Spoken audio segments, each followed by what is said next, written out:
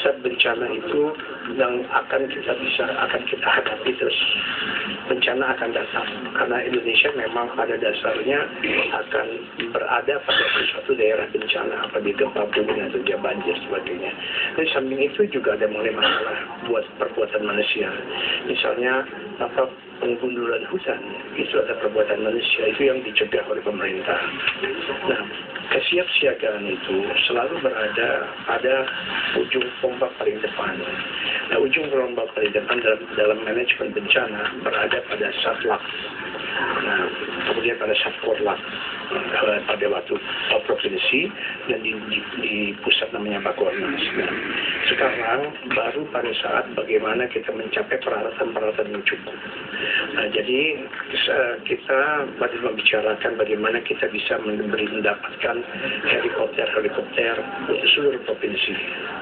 Seperti contohnya, kan selalu diisukan kalau ada helikopter pemborosan. Sekarang pada waktu bencana nggak punya helikopter, nggak bisa ngangkat barang. Pada waktu bencana kelaparan Yahukimu, kita pakai sewa helikopter begitu besar. Begitu bencana asap, kita sewa begitu mahal dan sebagainya. Ya, kita harus punya helikopter. Selain daripada itu, kita harus punya satu unit ambulans dan truk untuk segala macam bencana, termasuk misalnya flu burung dan sebagainya, itu lakukan. Tapi pada dasarnya, ya sekarang karena itu belum kita punya, yang sekarang kita lakukan adalah satlak pada kabupaten itu menjadi ujung tombak. Menko Kesra Abu Rizal Bakri didampingi Menteri Sosial dan Menteri Kesehatan dijadwalkan pagi ini datang ke Sumatera Barat dan langsung menuju kota dan kabupaten terparah yang diguncang gempa tektonik berkekuatan 5,8 skala Richter. Menko Kesra Abu Rizal Bakri bersama Menteri Kesehatan dan Menteri Sosial dijadwalkan pagi ini mendarat di Padang Pariaman, Sumatera Barat.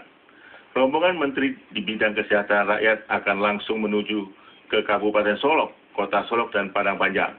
Pada hari ini juga dijadwalkan Presiden akan mengunjungi korban bencana, namun jadwalnya belum dapat dipastikan. Sekretaris Daerah Sumatera Barat, Yohanes Dahlan, mengatakan pihak pemerintahan daerah Provinsi Sumatera Barat masih menunggu kepastiannya. Terkait jumlah korban yang meninggal, Yohanes Dahlan menegaskan masih terus dalam pendataan dari berbagai daerah yang dilanda gempa tektonik berkekuatan 5,8 skala Richter. Di sejumlah nagari di Padang Panjang, Solok, warga masih tetap bertahan menginap di tenda-tenda dan masih takut masuk ke rumahnya. Dilaporkan banyak warga yang kelaparan di tengah cuaca yang dingin. Di kota Padang Panjang, satu daerah berhawa sejuk dan berada di atas 800 meter dari permukaan laut. Pemerintah daerah setempat telah membangun unit posko yang dilengkapi bangunan tenda, pelayanan kesehatan. Semua biaya pengobatan ditanggung pemerintah daerah. Gempa dengan kekuatan 5,8 skala Richter di Padang disebabkan karena adanya patahan yang memanjang dari ujung Sumatera. Berdasarkan Badan Meteorologi dan Geofisika, pusat terdeteksi terjadi gempa susulan sebanyak 9 kali setelah gempa utama dengan variasi yang berbeda. Gempa susulan yang terjadi skalanya lebih kecil sehingga masyarakat tidak perlu khawatir namun harus tetap waspada.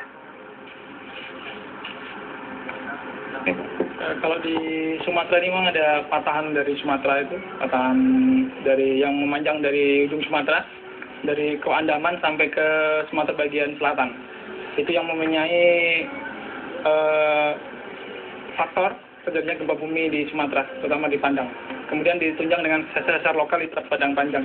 Jadi susulan pasti ada, namun secara alamiah mereka susulannya selalu di bawah gempa utamanya. Gempa dengan kekuatan 5,8 skala Richter tidak hanya dirasakan di Padang, namun juga di Pekanbaru dan Medan, serta terjadi di darat sehingga tidak menimbulkan tsunami. Saudara, kecepatan angin saat ini sampai 3 hari ke depan bertiup kencang dan masyarakat terutama di pesisir pantai harus berhati-hati. Kecepatan angin dalam beberapa hari terakhir cukup kencang berkisar 5 sampai 25 knot atau 9 sampai 46 km per jam. Kecepatan angin ini akan terasa di kawasan Jawa bagian selatan termasuk Jakarta, Nusa Tenggara, Bali, dan Sumatera Selatan.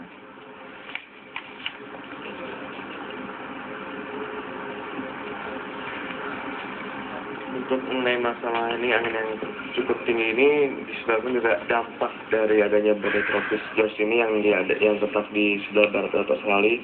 Yang prediksinya itu tanggal 5 sampai 7 mendatang itu menjauhi dari wilayah Indonesia. Jadi akibat dari dampak badai tropis ini, dampaknya aja ya, bukan dari akibat langsung, dampak yang tidak langsung itu angin sekitar wilayah Sumatera Bagian Selatan, Jawa, Bali, Nusa Tenggara Timur hampir semua itu merata cukup kencang juga. Untuk besok aja 5 sampai 25 knot kecepatannya.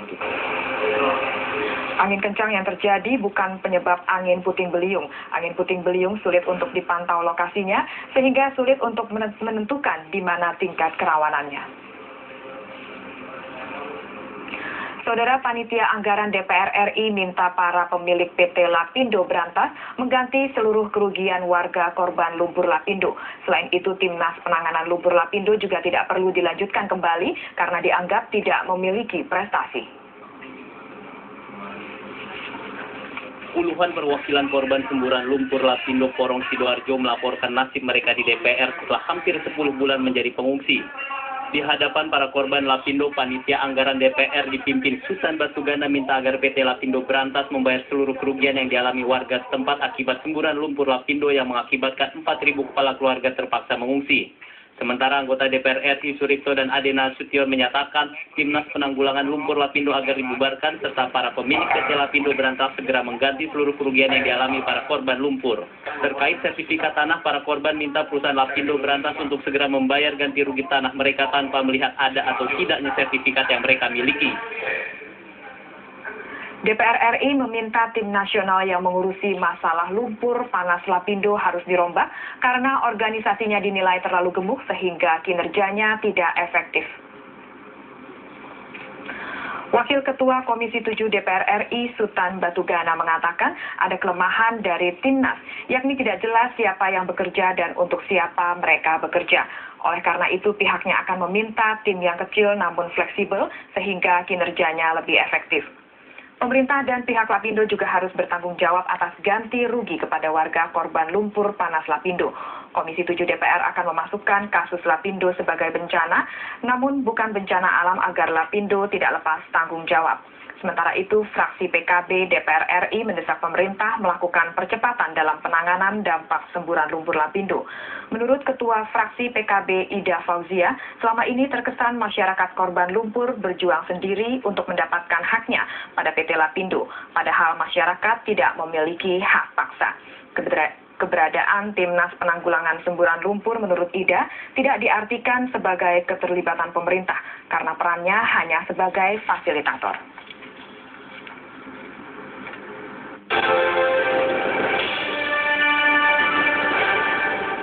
Ketua DPR Agung Laksono berharap agar pemerintah memberikan penjelasan resmi tentang pencairan dana Hutomo Mandala Putra atau Tommy Soeharto sebesar 10 juta dolar Amerika Serikat, mengingat kasus ini telah menimbulkan kecurigaan dari berbagai kalangan. Perlunya pemerintah untuk memberikan penjelasan resmi tentang pencairan dana sebesar 10 juta dolar Amerika Serikat menurut Agung Laksono sangat penting, mengingat masalah tersebut sudah terlanjur diketahui masyarakat secara terbuka. Ketua DPR RI Agung Laksono mengatakan penjelasan pemerintah itu juga untuk menepis kecurigaan, terlebih telah dikait-kaitkan dengan dua menteri kabinet bersatu, Mensesnek dan Menhukam. Apakah uang itu sah dari Tommy, halal, atau itu barang haram? Saya kira perlu penjelasan. Kalau itu memang sah dari Tommy dan sesuai dengan prosedur yang ditempuh berdasarkan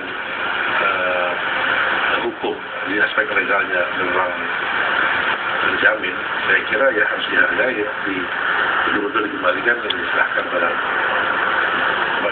Tommy Soeharto. Agung Laksono menambahkan setelah ada paparan dari pemerintah tidak tertutup kemungkinan kasus ini akan dibahas oleh komisi terkait di DPR RI.